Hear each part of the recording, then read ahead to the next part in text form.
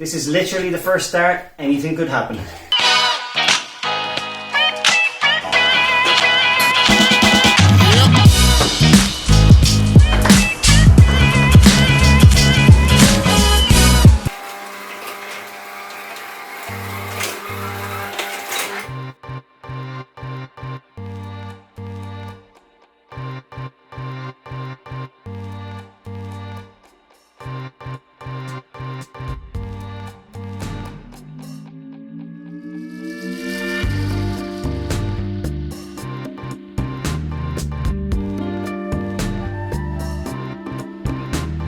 So I've been working quite a lot on the electrics for the last few weeks. Really wouldn't be my area of expertise, so there's been a lot of messages back and forth to Bruce from Rocketeer. So pretty much everything is hooked up now, as well as the throttle cable, which had to be shortened a little bit, and the linkage over to the other throttle body. So I'm hoping to start the car today. I have the under tray, bumper, lights, bonnet going back on in a minute, and the wheels on. So fingers crossed.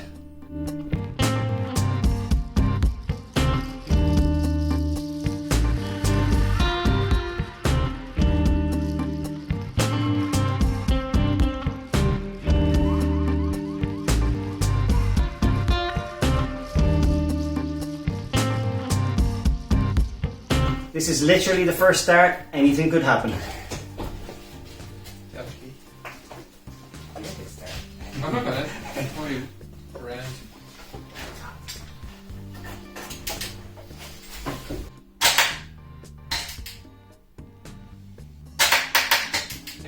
Right, that sounds like the starter trying to go anyway. Do it again, Dave. Oh yeah, I see. Yeah, well, it's definitely trying to turn the starter.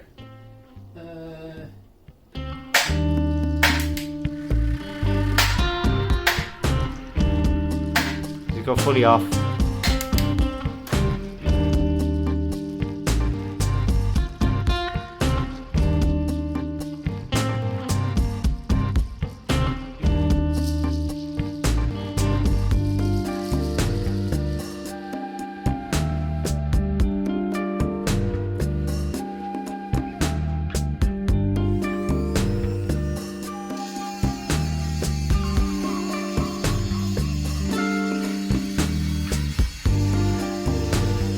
Second time lucky, here's hoping.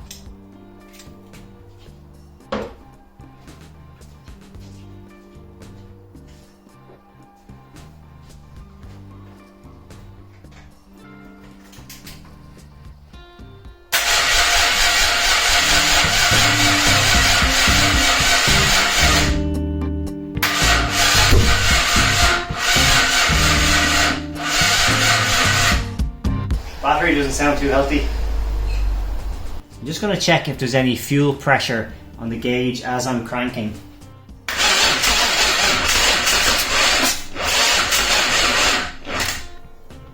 I couldn't really hear the fuel pump priming when I was turning the key, so what I'm going to do is bypass the relay for the fuel pump. You normally do this at the diagnostics port, but I had to tap into that for the Rocketeer kit, just down here. So this will essentially just give power directly to it without going through the relay, and see if I can start it there. I just tried turning the key and I can hear the fuel pump, so I'm gonna give it a go now. Well, I'm definitely getting more fuel pressure than I was before. Last time it was showing only less than half bar, it's about 2 bar now, so hopefully that's some progress.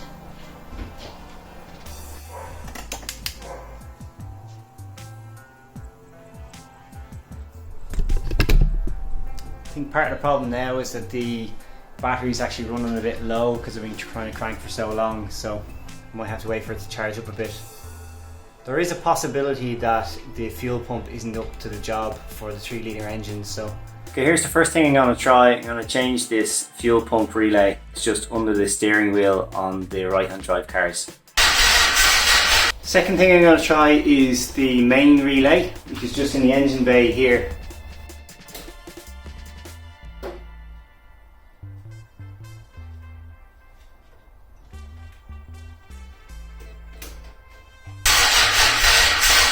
looks like neither of those solved the problem, so I think what I'm going to try next is just increase the fuel pressure from the fuel pressure regulator. When I bypass the relays, the fuel pressure is around 2 bar, and the guys from Rocketeer are saying it should be about 3 bar, so maybe I'll increase the fuel pressure and then it'll help it start. I don't know, let's see.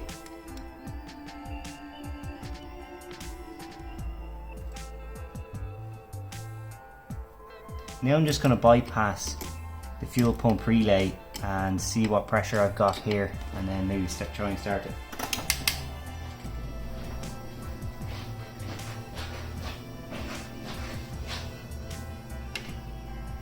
Okay, so it's a little bit higher.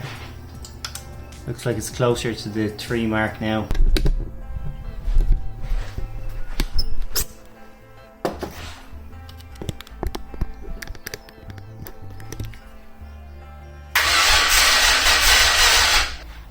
Starting to think it might be my battery just doesn't have enough cranking power to turn the engine over and get it started, so we'll see. I might get a new battery. Two batteries can't start it, I'm in trouble. Yeah, there's no better off that. Where's the voltage meter? Okay.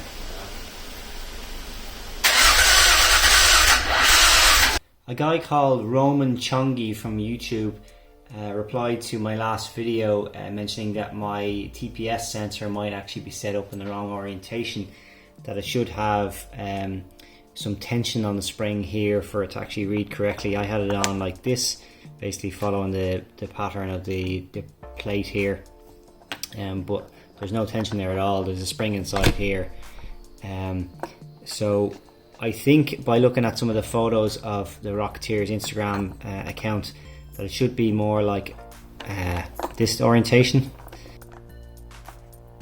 Sorry, that orientation there, because now it's spring loaded. The spring kicks in there, so it's spring loaded in that direction. So basically that would require moving this plate 90 degrees this way. So I might give that a shot.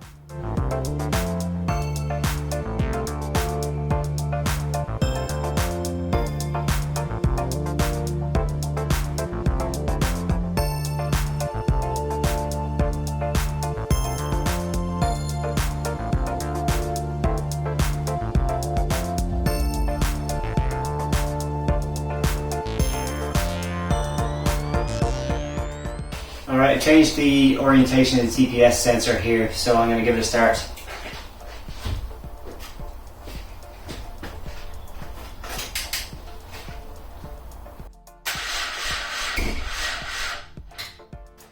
Definitely think the battery's seen better days. There was a bit of a pop out of the exhaust there. I don't know if that's a good sign or not, but I don't think this battery has the cranking capacity for it, so I'm going to go get a new battery now anyway.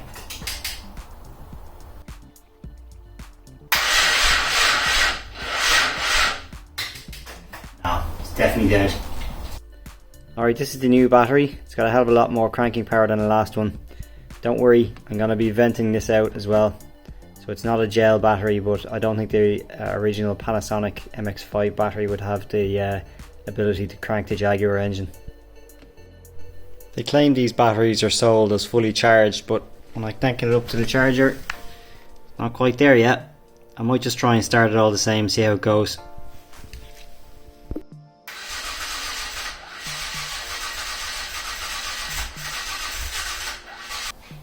Sounds like it's just about to go, but I don't know. Okay, I'm going to test your water pump.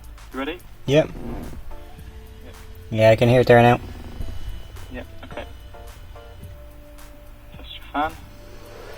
Yeah, I can hear it there. Yeah, that is. Okay. Fuel pump ready? Yeah, that's running. Yep. Good. Can you push the throttle all the way down, please? Okay. Cheers. Give that a go and see. Yeah, play with the throttle a bit so you want to see how it goes. Okay. Keep my eye on the other info here.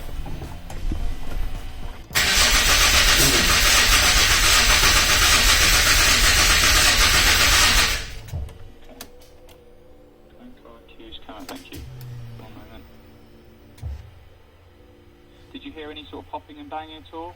No, not. No? Okay.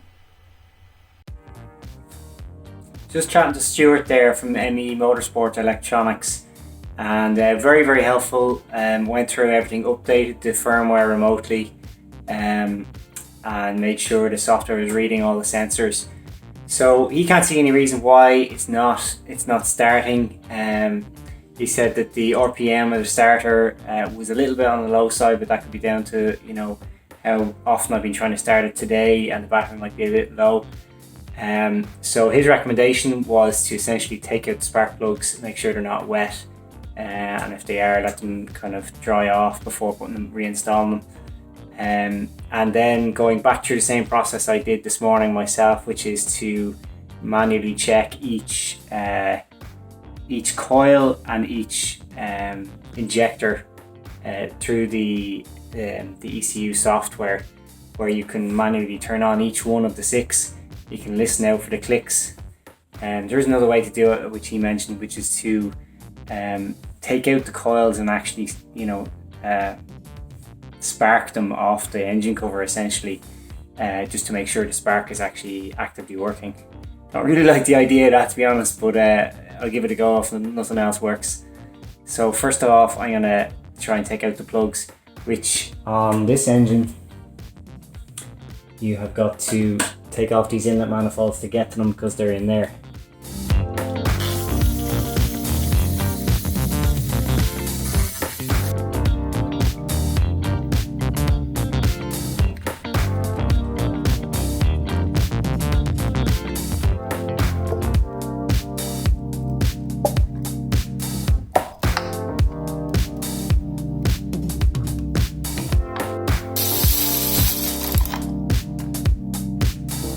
A bit wet, alright, so leave them out, dry up.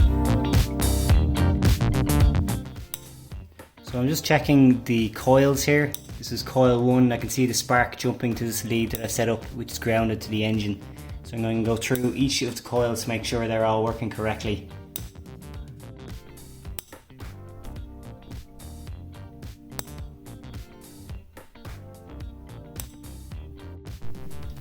This is the last one of 6 to test.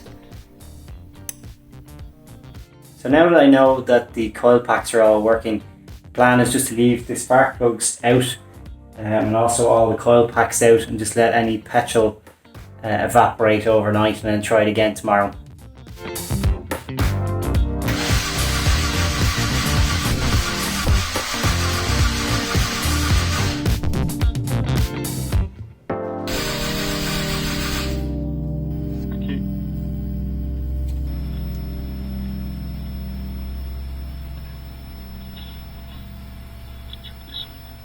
Yeah, do you mind powering off for a few seconds and back on? Okay, yeah, do you mind please try again?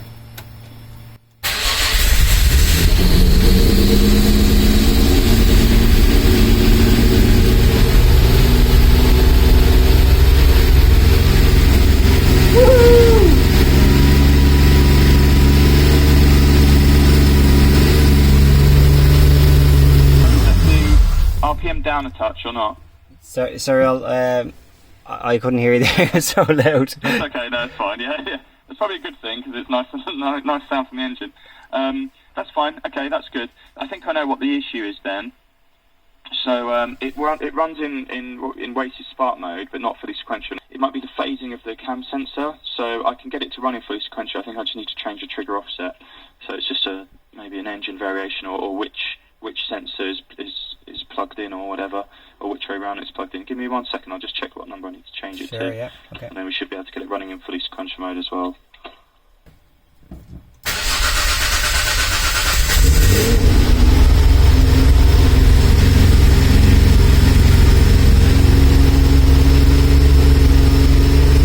The last thing I'm going to try before I start it again is to completely close the throttle bodies on both sides. Screw in the adjustment screws here on both throttle bodies as well, and just try and minimise the amount of air that's coming in. I'd imagine the revs will probably come down a little, but not a lot. There's an air getting in somewhere, so I just have to track that down.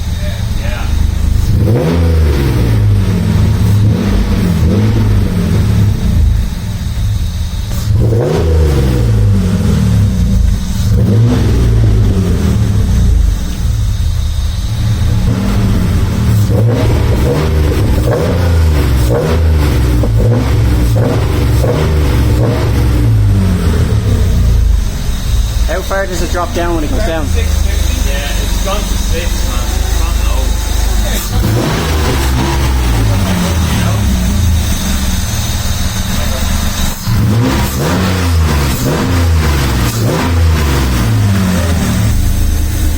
Hey!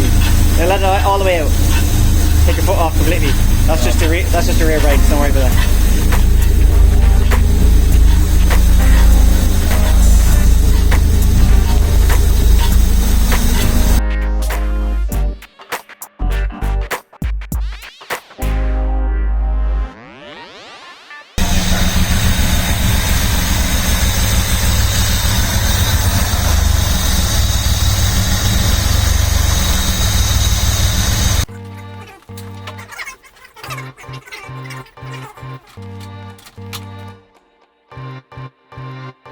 Push it a little bit. But let's see.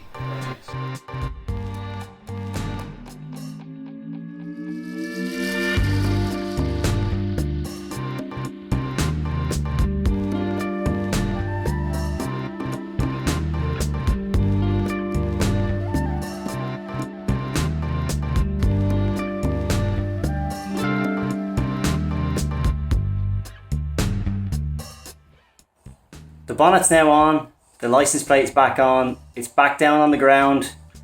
There's just one item left, which is this butterfly brace that joins the frame rail reinforcements together. I'm going to leave that off for the moment, just in case there's any tweaking that the tuner might need to do, or just having a better look at the exhaust or whatever it is. I think I'll go and get the car tuned before I stick that on, but essentially the car is done for phase 1. It's been a long journey, about 7 months in total. Started off really clear instructions. As it went forward, really there was a bit more guesswork involved, but some great support from Bruce at Rocketeer and from Stuart at ME Motorsport Electronics. So big thanks to the guys for all that. I've literally hundreds of messages and emails to Bruce over the last few months, so thanks for that. Slán.